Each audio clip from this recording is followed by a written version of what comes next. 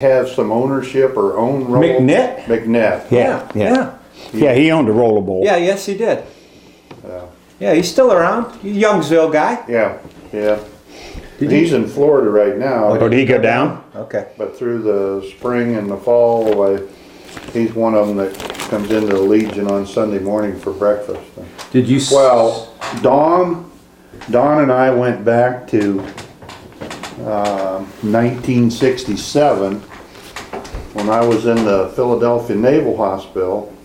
Don drove truck for Fitzgerald Trucking, and every Monday morning he went to the docks in Philadelphia. I would sneak under the fence and come home on hitchhike home on Saturday and Sunday, and ride back down with him on Sunday night. Back down to be back in the hospital Monday morning when they'd take the roll call again. Did you see his brother just died a couple of weeks ago? His brother Howard. Howard? Howard. Yeah. That was Don's brother? Yeah, he had two brothers, Red and Howard Jr. And Howard Jr. died about 2 weeks ago. Down in Titusville. Okay. Titusville, Florida, not Florida. Titusville, Florida. I didn't even hear about that. Yeah, I didn't know that. I don't think they had a close relationship. See, Red and Don get along pretty good. Right. Yeah. And me and Red got along. Me and Red got along, but me and Don didn't get along when I was racing up there. Oh, no kidding. He was he's a... Well, like every track owner. Yeah, he was like a track owner. He acted like a jerk, But Red would go out and race with us. Right. But Don, we got along all right with Don. I mean, it wasn't that. It was just that. But just got along a lot better with Red because Red raced with you. Right. We never were able to interview Howard. Oh, was that right? Yeah. Now, I don't know if he ever had anything to do with the race. He and Don were the owners. Oh, they were the owners. They were the owners. Okay, because that's why Red was able to race. That's why Red raced, because he didn't have no money in it. Oh, okay. It was just Don and Howard, but... Howard didn't... Typical race car racing deal. Somebody felt like somebody was getting cheated or something, probably. I don't know. It just didn't seem like they had a close brotherly relationship. Don said he kind of suggested that maybe Howard was a little different. I don't remember Howard at all. Whatever. Jim, Scott, we're here to talk about State Line Speedway since you captured so well the wild world of Rollerball. And with some funny stories, about an hour's worth of funny stories about Rollerball. And then you find your way, at some point, working your way towards State Line Speedway. And I'm going to read from a program here. Is that you talked about Rollerball. Then you said later Jim bought a 1940 Ford Coupe owned by Erie's and State Line starter Ed Nelson. Sulphur Springs, Coon Road, Arc Ride, and Skyline Speedways were stomping grounds during the early years of his career. He won his first feature at Sulphur Springs the very first Sunday the track opened. In 1957, Jim bought Emery Mann's old 55 Chevy, the same car that Emery drove to the very first feature win at State Line Speedway. He had considerable amount of trouble with that old Chevy until one night at Bradford Speedway when the late Dean Layfield smashed his car in a heat race. Jim allowed him to drive his car in the feature, but before Dean was ready to take it onto the track, he made a few adjustments under the front end. It was like a different car when Dean got through with it.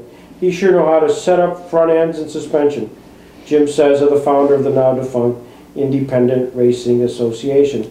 Probably a good segue. I mean, there you are, you played with Ed Nelson, you're working with Dean Layfield.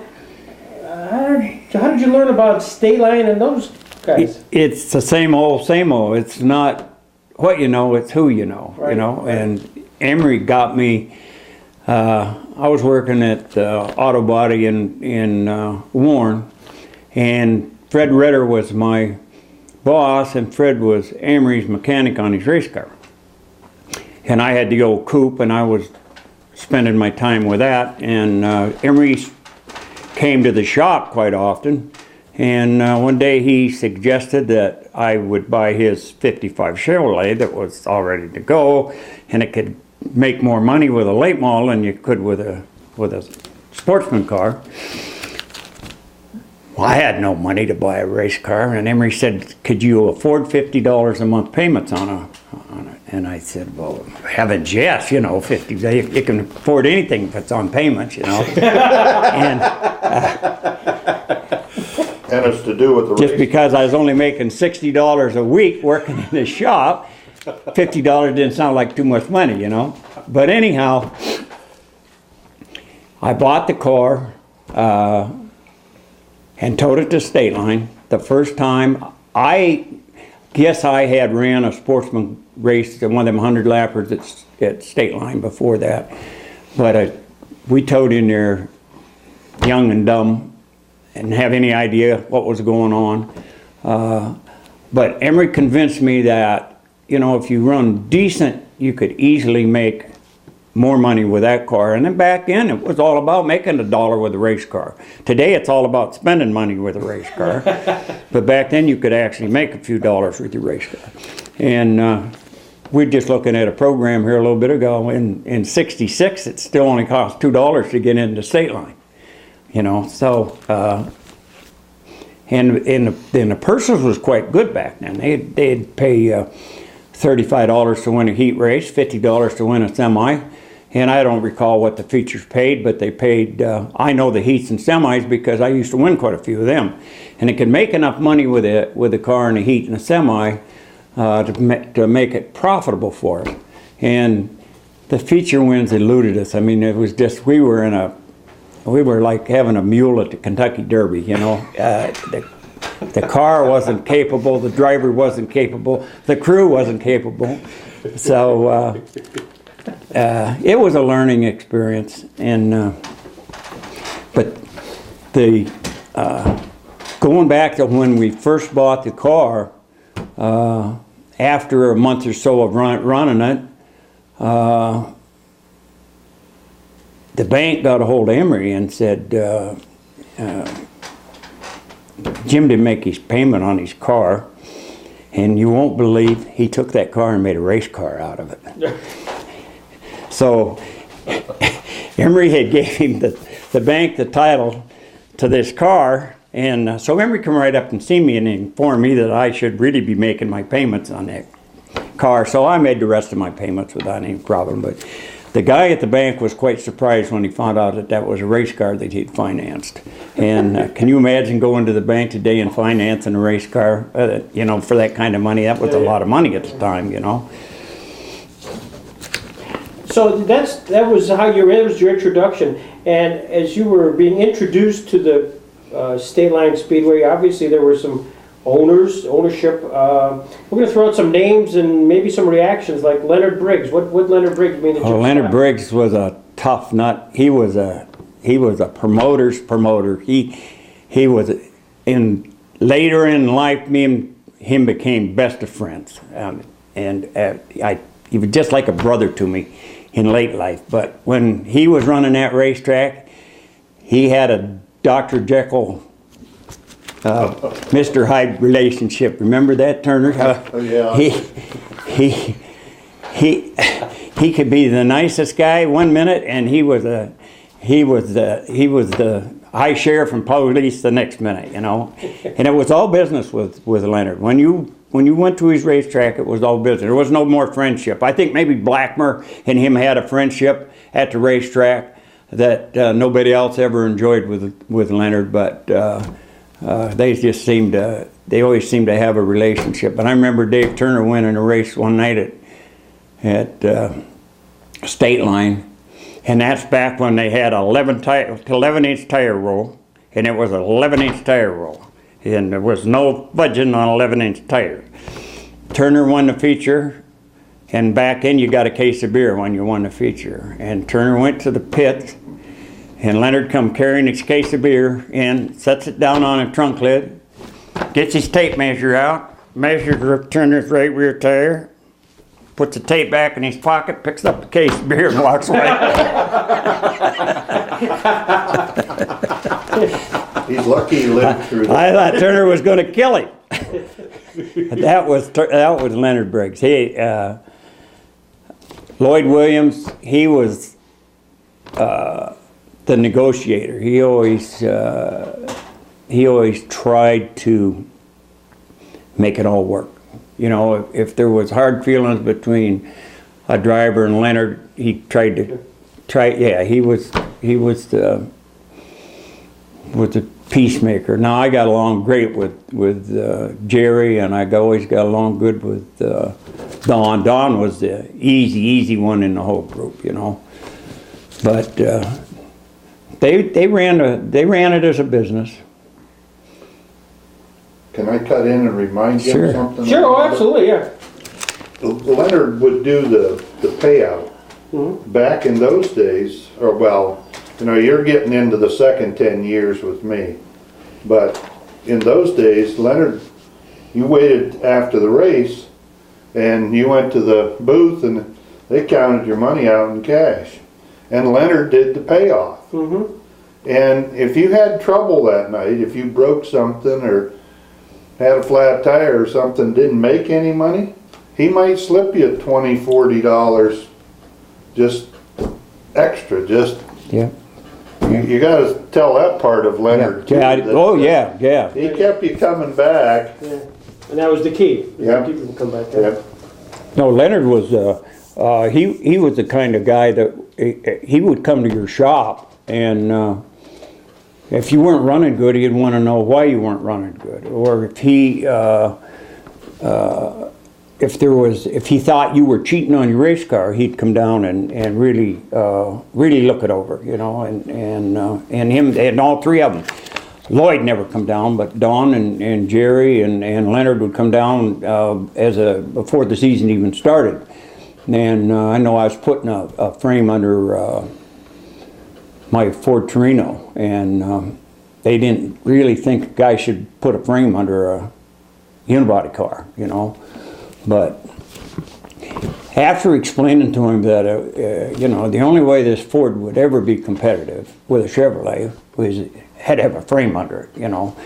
And they were smart enough businessmen that they understood that they needed Fords, they needed Chevrolets, they needed Plymouths, they needed all the makes of cars, because at the time, you know, last fall down at Tri-City, Jerry Frank was sitting by the fire down there, and I went over and sat down beside him, and there was a group of absolute strangers there, and they were talking racing a little bit, and I said to Jerry, I said, remember, I said, I was just looking in a program the other day, and I said, remember when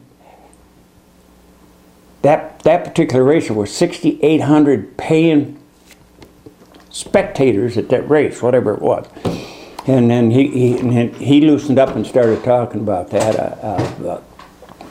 And he told me that I don't think I'm misquoting this. I think he told me they had a race one time that they had 8,500 paid spectators at either State Line or Erie. Now that's a phenomenal amount, and that all goes back to the way they promoted the races, because they wanted even. The Javelin was there, you know, and it was a big Ford, Chevrolet, Plymouth, American Motors rivalry, and that's what kept the people coming to the races. Now that we've gone through the ownership a little bit, let me just ask one question about Skyline. Did you ever race there, Jim? Yeah, I never run a late model there, but I did run my coupe there. At the time, was it Cliff Coons and Leonard Briggs and maybe somebody else named White, seemingly were the guys that sort of ran the track. Do you know why, or at least what the reason why Leonard Briggs and company sort of... I have no idea. That's something that happened before I became involved, you know, and like the first 3 or 4 years I ran a late model, I was just a novice, you know. I wasn't in the group of guys. I mean, I could do well in the heats and semis and stuff and make a few dollars with the car, but feature time, I usually, if I was running good, I spun out, you know, because you're trying too hard. The car didn't handle. But it was a show for Dean Layfield and Emery Man and Madman McGinley and Jim Patrick. He was a big winner back then, but them guys were all Squirt Johns, and today, if you're having a problem with your race car, all you have to do is make a phone call or pick up a publication. Back then, racing was a big secret. Everything was a secret. There was nobody offered any advice to the little guy trying to learn. You know, there was no such thing as advice, and so you had to kind of pick it up on your own. You know, and along those lines of personalities, you have in front of you there sort of a sheet that has a number of the drivers during the, or I guess it should be the early 60s, Randy? Bobby Snars. So if you see these names and a story or a vignette comes up, we'd love to hear it. Bobby Snars and Jughead Pierce and I, the first year I raced up there, at the end of the year when the racing was over with, Bob Duell was going to run Darlington. And they talked me into, the minute the 100 lapper was over at the end of the year, the three of us was going to go to Darlington and work on, this was a NASCAR, the 500. I mean, that was, you know, I've been to Syracuse with Emery a couple of times to a NASCAR race, and NASCAR during state line, but we're going to down in their playground, you know. And so the three of us guys after the 100 lapper, we had made enough money to go to Darlington, you know, and we took a 3-day trip down and picked and worked in the pits on Midtown Motors owned the car. Bob Duell was driving it, and they needed a battery out of the car out in the parking lot. And guess who got to go clear out in the parking lot, take the battery out of the road car and carry it all the way to the pits? That was Jim Scott, because he was the low man on the pole, you know. But I'll never forget that. That was to watch them guys run NASCAR on a asphalt racetrack even at the speeds they were running then, you know, they were running 150 mile an hour, you know, and that was unheard of speeds, you know, and that was that planted a seed in my mind that I could never get rid of, you know. I thought I had to do that someday. Yeah. Squirt Johns, you know, he was the man to beat. When I first started, there was a lot of other guys that Dean Layfield won a lot of races, Jim Patrick won a lot of races, but week in and week out, it was a Squirt Johns. If you was going to beat somebody, you had to beat Squirt, you know. And it took me many years to where I felt that I was equal with him, you know. It's hard to come by. What made him good, Jim? I think his background, his mechanical background, and he learned long before any of the other of us that the short way around the racetrack was around the bottom. And he set his car up with more left rear traction that took us years to realize what he was doing. He had traction coming up off the corner, and we were all out there spinning our tires, and he was picking up traction coming up off the corner. You know that now. It's so simple. There's these things that we struggled so hard to learn are so simple, you know. Hindsight's 20/20, you know. But Bobby Snars, if it wasn't for Bobby Snars, I'd have been a hero. You know, I mean, I followed that man around the racetrack all my life, and he was so hard to beat. And he worked hard on his race car. He was one of the first people that really spent time, and it's true even today. You either got to spend a lot of time or you got to spend a lot of money, and it's awful hard to beat the time. And Bobby knew what to do to make it go fast. And you know, he never had a real job, so he had to race hard. You know, if he wanted to buy groceries, he had to race hard.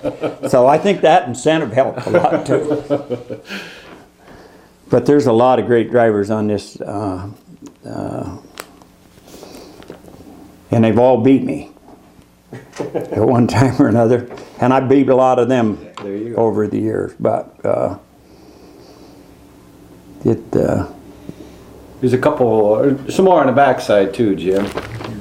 Some of those might bring back a memory. oh yeah, Jay Pyler, Tom Dill, me and Tom Dill, we had a feud for I don't know how many years, and Tom would rough you up on Saturday night, rough you up on Sunday night, and come down here and sit down and drink coffee with me on Monday morning, and just like nothing had ever happened.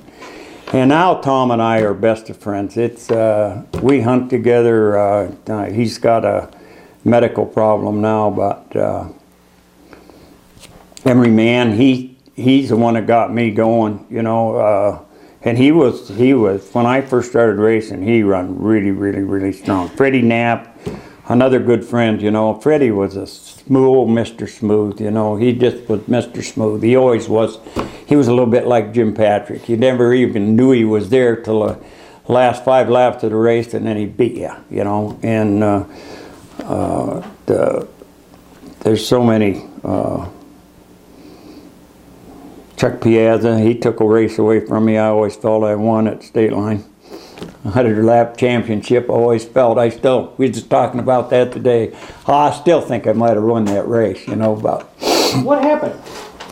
they flagged me as the winner, you know, and we had a bit of a, they checked the score sheets and said I lost a lap somewhere along the line.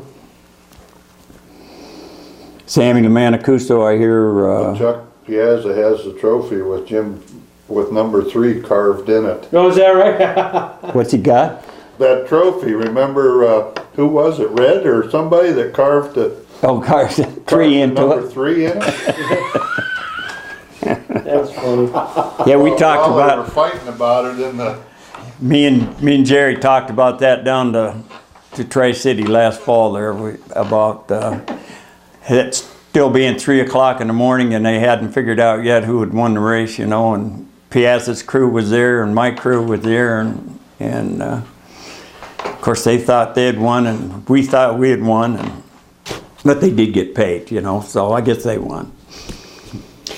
What was the scoring? I mean, how did the scoring work back then, Jim? I mean, who was responsible for the scoring? And I really don't recall. I know Lloyd Williams was the announcer, and wasn't Janet Frank? Janet Frank, Carol Johnson. Johnson. Now this would have been 65 and after. And this was 64, but... Mrs. Williams. Yeah, Mrs. Williams was a score. Lloyd's wife. Yeah, Lloyd's That was wife. the 3 And that sat there and wrote it down. But during that race, I had wound up going into 1 and 2. I got pushed into the guardrails or something, and I knocked over a railroad tie, which was a pretty formidable obstacle, you know. And you backed off from it and kept on going, you know. And I did do that. I did hit that pole, you know, and I lost some time doing that. And but they had me sitting there for 2 laps, and I really never. I mean, I hit the pole, backed up, and took off. And even now, I feel that I certainly didn't sit for 2 laps, you know. And so whatever, it's water under the bridge, but. You know, that might have been if it was another year before I won a race, and I did that with the GTO. I finally won a race with a GTO, and so I won with a Pontiac, I won with a Ford, I won with a Chevrolet, and I won with a Plymouth at State Line, Erie. So that's, you know, so. Always run an odd brand of car because you got half the crowd on your side, you know. You get 50% of the people like Chevrolets, the other 50% like the other, and they either want the Chevrolet to win or they want the Chevrolet to be beat. So I was always fortunate to have a lot of fans because I always run the odd car, you know. So Dean Layfield What did he mean to you when you were driving in the early? Because he died in 1961, so he was. Dean was he was a leader, and he started the IRA, as I recall was the name of it, which was some independent racing association or something. And he was a kind of a leader there.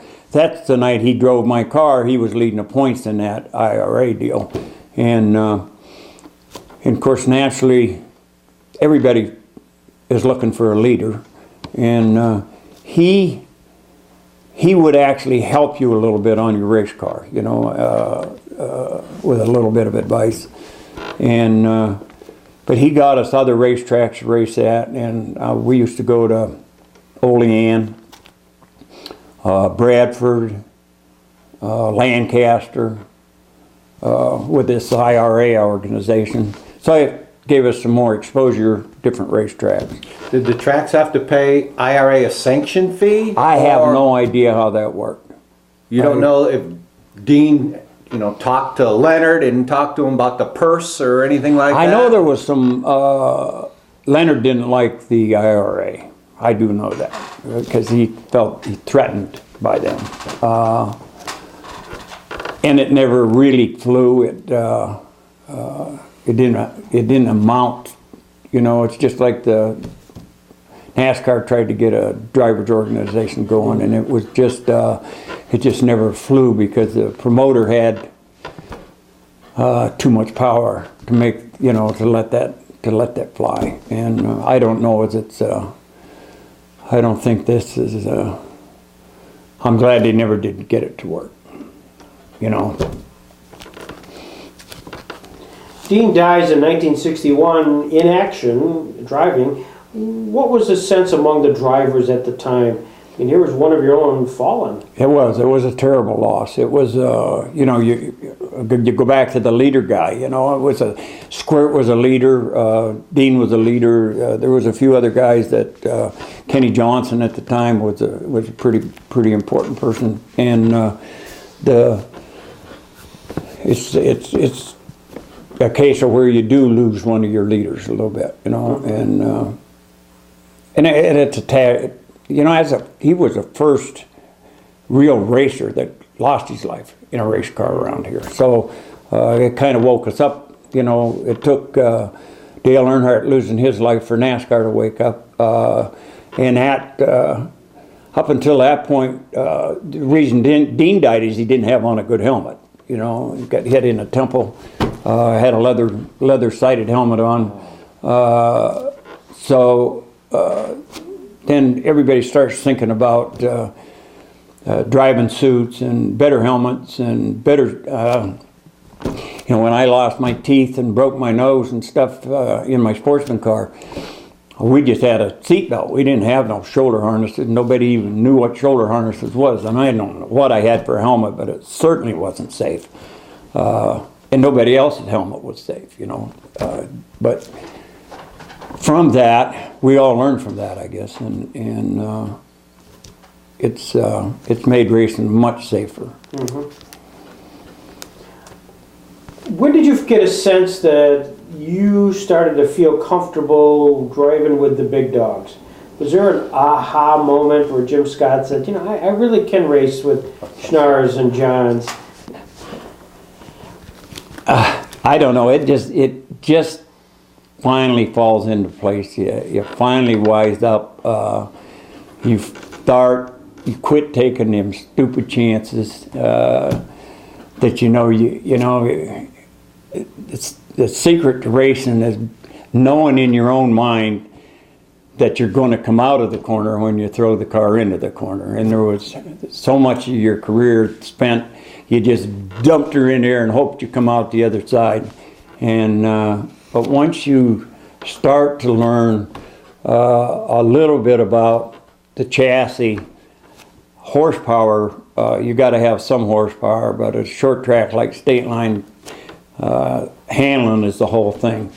And most of my education, I've got to give Julian Boosant credit for, because Julian come along in I think 67, and I'd won a couple races up until that point, but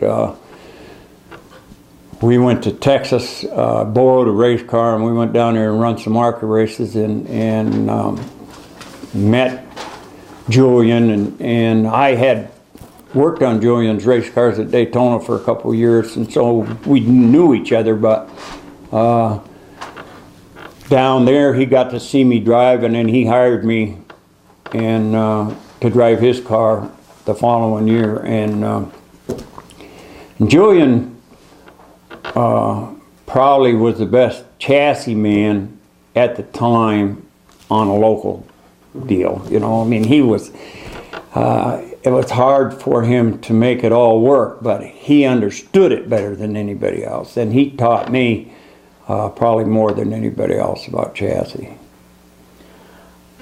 We probably asked the question, we've asked it of everybody, but I'll ask it again of you. If you had that final lap of a feature race and there was just one guy you didn't want to have right on your tail, time in, time out, who would that be? Tom Dill. Tom Dill. Because if Tom Dill was second and you were first, you weren't going to win if he was there, if he could get to you. Because I know in 68, must have been, I was driving for Julian, and me and Tom was getting along all right then. And Tom and Blackmer were having, they had a thing for each other. And we had a 100-lapper at State Line, and it shook down to Blackmer was leading, Dill was second, and I was third. And I had led the points all summer long, and I had to finish like 16th or 18th to win the championship. And I'm running third, I'm happy, I'm going to win the championship. And I know in my own mind that Tom Dill is not going to let Ronnie Blackmer win that race. And he had 50 laps left to make sure RJ didn't win that race. And they fought, and I just let them, they were side by side, they were fighting it out, and I was watching the whole thing for lap after lap. We got the white flag, Blackmer's leading, Tom second, I'm third. When we come off of one, or come off of two, Dill took Blackmer clear to the flagpole. And I'm just grinning. I took it up through there wide open, and I dumped it in the corner, because and I dumped it in hard because I knew Tom would be coming. Well, Tom was coming all right. Right into my left rear quarter panel.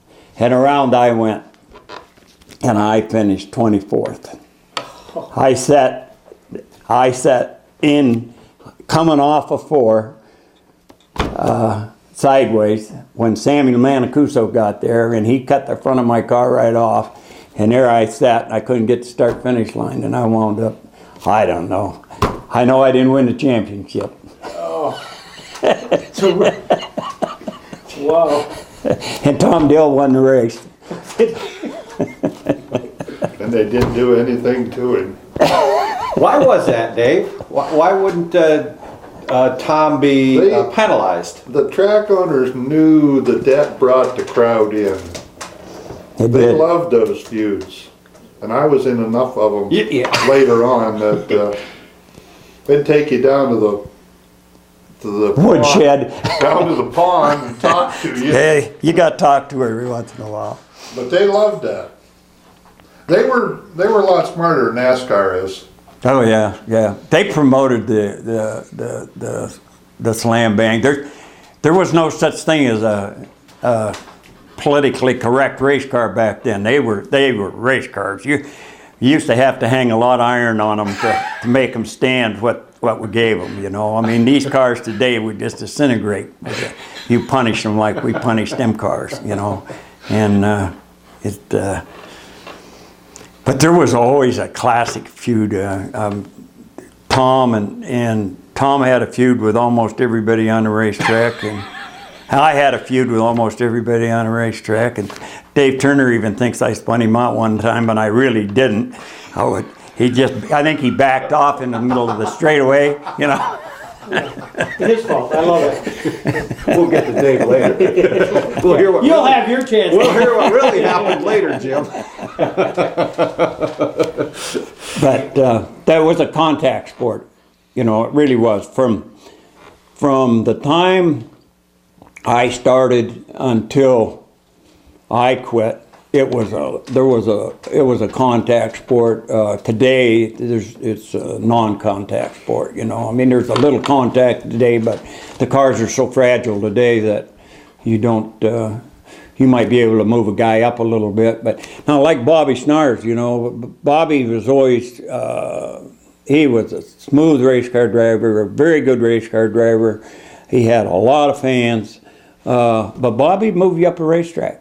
And he'd do it so easy and so gentle that nobody ever seen it. Especially the people on the racetrack. They could never see that, you know. You'd be leading the race, and Bobby just coming up off the corner, he'd just loosen you up enough to get to here. And once he got to there, he had you beat, you know. Because then when he got to the next corner, he was here, and he was gone, you know. And he was an absolute genius at just loosening you up a little bit. Now, are you saying he actually made contact with you, yeah. or he just got into a position where you had to move? No, he'd make contact and break. You'd be coming up off the corner, hooked up, yeah, and he'd just break your traction for just an instant, you know, and then scoot beside you, and nobody ever seen that, you know. I know we went to State Line one time in '68. And we picked our pay up for the previous Saturday night, and I got paid for last place, and I had ran second. And of course, I complained, Leonard Briggs again, and what happened? He said, "Well, you passed inside the tires." He said, "When you passed Bobby Snars for the lead, you passed inside the tires." And they had a ring of tires around him. Yeah, and that was forbidden land. And I said, and then Julian got really bent out of shape. And he loaded the car, let's leave here, that's enough of this. And I talked to Leonard and I said, I admit I got inside the tires to pass Bobby. Bobby, I was inside the tires when Bobby passed me. Which part of that didn't you understand, you know? And the following lap, Bobby just put all 4 tires inside the tire and passed me and won the race. And they paid him for first, you know? So they gave me my money, and that was supposed to end passing inside the tires, but before that night was over, we passed inside the tires again, you know. We had a lot of rules. That is one thing State Line had. They had a lot of rules. You know, I can remember when you couldn't cut nothing out of the inside of your race car. You got to going back to the beginning. You know, these cars are stock cars. They weren't race cars. Today we have race cars. Them things were stock cars. They were street tires, street motors, street transmissions, you know. You couldn't even cut the quarter panels out for tire clearance, you know. You weren't allowed to lock the rear end. So, you know. Were there inspectors, Jim, that were looking at your cars to make sure they were stock? Well, yeah, they did. Some of them guys weren't just like anything else. You got to be smarter than the inspector is, you know, to get away with anything. But yeah, they were real strict about nothing cut out inside the car.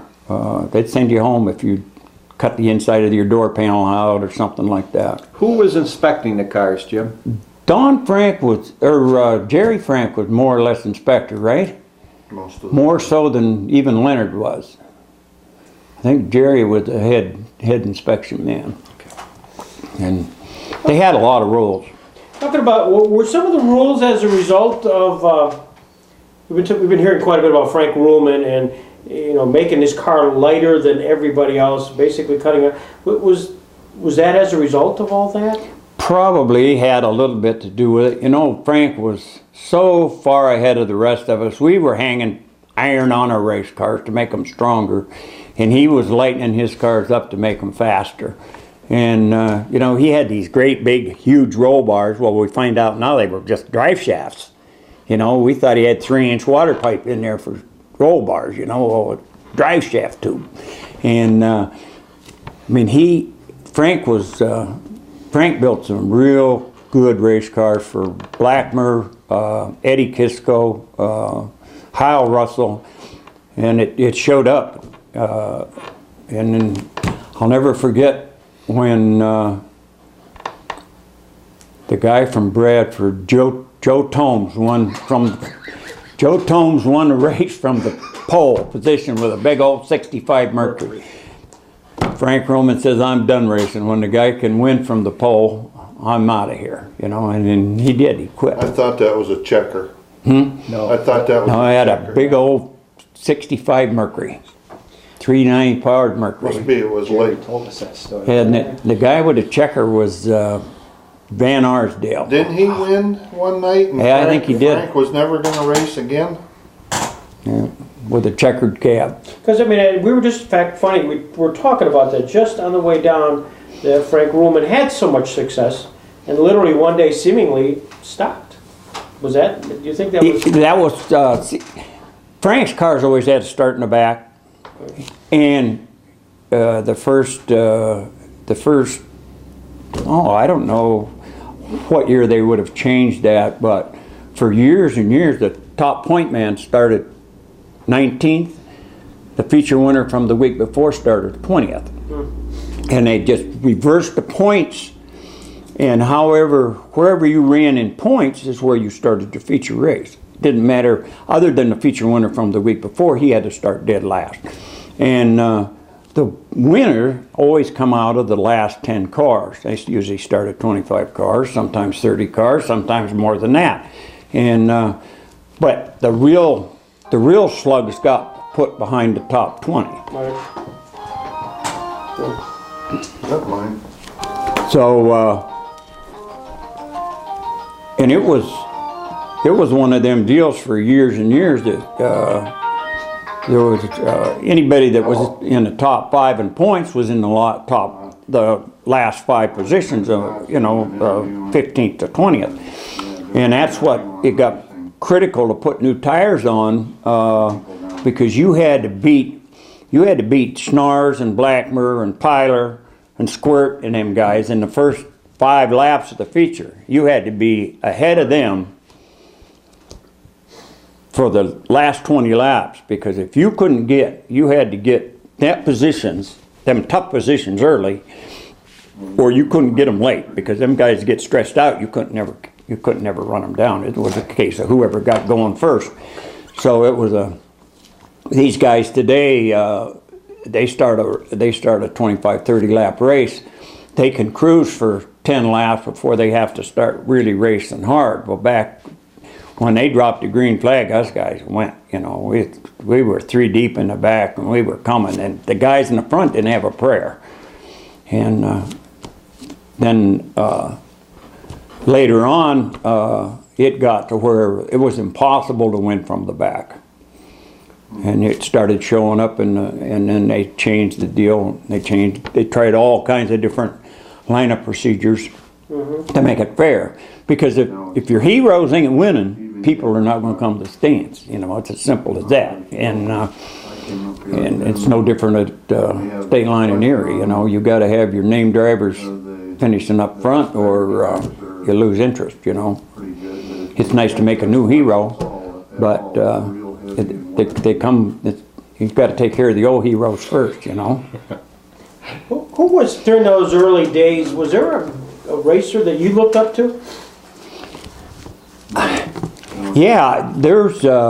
I can't pick any one person in particular that. In the early days of racing, when the racing was over for the night, we always hung around the pits. And I'm not going to say we had a party, but a lot of times somebody would have a case of beer and you'd stand around you'd stay at the racetrack for an hour and a half after the races was over, and everybody was your friend, usually. You know, I mean, there were some animosities, but way back when, that's before you, Turner. And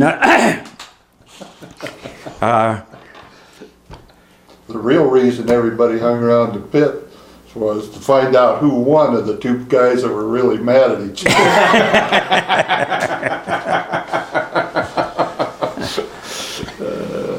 But Emery had a lot to do with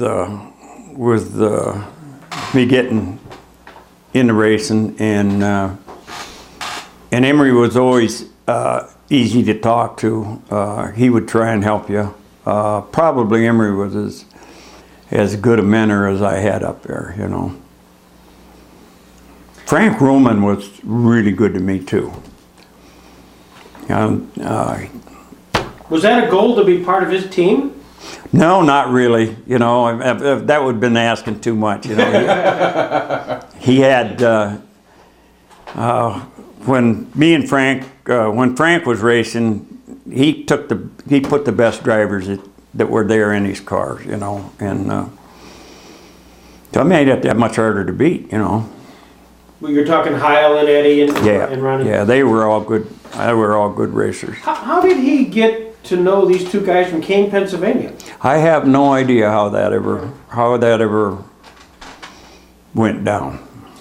We know how Dean died. How did Heil die? I don't know. Do you know? Heart attack? Aneurysm. Brain Oh, aneurysm. that's right. I guess maybe I did hear that. He had a brain aneurysm. Yeah. How long ago was that? 63. 63. If I were to ask Jim Scott, just to sit back and say, the funniest thing that happened either to you or you saw on the track, especially during those early years, what would Jim Scott say? I know the one that hurt the most is when I flew over that tire and broke my back up to Erie. That's the one that hurt the most. Yeah. Winning your first race is really something. First late model race I won with my GTO, I think was a 50 lapper at Erie, and the old miss Squirt Johns. I was leading the race, excuse me, and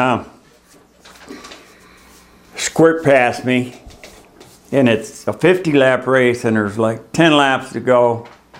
And Squirt got under me and passed me, and I said, I wish your damn tire would fall off. And guess what? His left front tire fell off. Just like a prayer was answered. And I went on and won the race. So that really, I'll never forget that. And as far as funny things, there are so many funny things happen at the racetrack. There's just hard to pin one down, you know. How about the night your tire came off and smashed the cab of your truck? Oh yeah, that was they had a 100 lap sportsman race at State Line, and me and my buddies fixed up 3 or 4 old cars, and Bud Lester, we fixed up a big old straight 8 Buick coupe for him, 41 Buick straight 8 coupe for a 100 lap race, and but during the race, the right front wheel fell off that car, rolled down the front straightaway, hit the guardrails, went up in the air, went in the pits, and landed in the roof of the cab of my pickup truck. Smashed the cab of that pickup clear down to the dash. And Leonard Briggs, I said, you know, the insurance company's going to have to help me here, you know. He said, well, it was your tire, your truck, the insurance company's not going to pay for it. And by God, they didn't. Leonard would not pay for put a new roof on my pickup truck. I guess that was funny, Bill. That is funny. Of all the places your tire could land on your. Wonder it didn't kill somebody, you know. But yeah. thank God it hit my pickup up. I'm looking at this picture, Jim, and this is a 1968 picture, and you're obviously wearing glasses. Was that unusual to have drivers wearing glasses? And thick glasses too, yeah. Yeah, they were quite thick, and I've been blamed, especially by Dave Turner, that if I could have seen, I'd have been a hell of a race car driver. But that had to be, did you feel? It was a terrible disadvantage. Yeah. It was. It really was. And I admit that I didn't see as well as some people did. And you could never. You couldn't wear goggles. My glasses were so thick and so heavy, you know, that and they fogged up, and it was a disadvantage to wear glasses. Did you just get, after a while, you must have had a sixth sense running around the track. Well, I always told them, when you went by the start-finish line, you counted to 10, turn left. Some people said you drove by the Braille method, Jim. Braille method. Well, we used the Braille method a little bit. We always had a heavier front bumper than we had rear bumper. What is the question that we should be asked? Dave, what should we be asking Jim right now about the good old days of driving? That story that we're missing here. We got a couple good ones, I might add. Well, you're looking for prior 65? Well, if there's a good story, we'll take it. We'll take it whenever it is, Dave. I don't know. You know, Jim and I have been together so much that there's just a lot of stories, but you know, I don't know what the one would be that when he talked about his glasses. I remember early, and that might have been in maybe 68 or 69, we went up to Holland, New York. That was a GTO. That was quite dusty. Yeah. And Jim lost the racetrack and hit the fence on the front straightaway. His glasses flew off because he had an open face helmet. Yeah. His glasses flew off and he couldn't find his way back into the pit. He's not denying it. Yeah. There's the Braille method. Let's find the guardrail and work our way back. Oh, that's unbelievable. One night at Olean, New York, we were up there and something happened and I went off the end of the racetrack and down in 3 and 4, I guess it was, or I don't know, 1 and 2. I went off the end of the racetrack and down into this swamp, and I'm down in there trying to find my way out, and another race car comes charging down in there, and here's Dave Turner. He followed me right down there. He had to lead me back out to the racetrack. You were going to show him the way around. Yeah. Follow me, Dave. That was 1965. That was 1965. Was it? We're going to show you also this. We showed you this, but this is really a unique grouping of almost baseball card type things on stock car. Oh, yeah. We're going to show this to you, Dave, because this was your first year. These pictures are all from '65, so these are the guys you broke in against. Floyd Finelli, Blackmer, Floyd Thomas, Johnny Whitehead. Johnny just, he was something else, that cat. He always said, if it don't fit, just force it. Johnny's dead, right, Jim? Yeah. Okay. Yeah, he, Sammy, Tom Dill, Paul Wilson. He was a real racer. Too bad he was a drunk.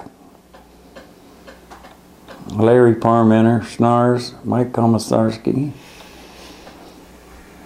Tom Dill. Oh, Tom's suffering, you know. You talk to him. We interviewed Tom in November, and we had a great interview with him. And he was having a really good day, Jim, and we got a lot of good stuff out of him. Tom was an accomplished race car driver. Oh, there's no question. You know 50% of it was a lie. It didn't matter. It was true in his mind. That's the beauty. We know this in all these conversations. You know. This is my favorite Dill story. You gonna turn that off, Greg, or not? Yeah, I'll turn that off. Yeah, turn this one off.